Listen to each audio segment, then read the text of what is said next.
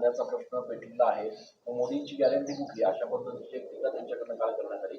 सगळे इंडिया आघाडीचे सगळे प्रमुख नेते काल नाशिकमध्ये होते. ठीक आहे, त्यांना ते बोलू दे. पण हमी भाव जर असेल सगळ्याचा तर कांद्याचा सुद्धा हमी भाव पवार साहेबांनी का नाही दिला कृषी मंत्री असताना? द्यायचा होता ना, प्रश्न आलाच नसता ना. मग का नाही केला त्याने? कांद्याचे भाव पवार साहेब सुद्धा असताना अनेक वेळा पडलेले आहेत आणि मग त्याच्यावर काहीतरी उपाय करून परत ते वाढतील कसं असे प्रयत्न आपण केलेले आहेत. हे मी मान्य करतो ना.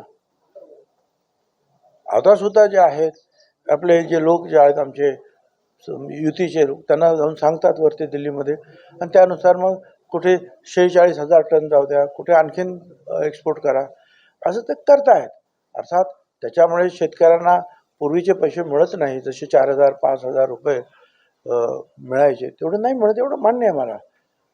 परंतु जर हमी भावाचं जर तुम्ही म्हणत असाल तर हमी भाव तुम्ही कांद्याला सुद्धा द्यायचा होता ना. हमी भाव का नाही दिला तुम्ही?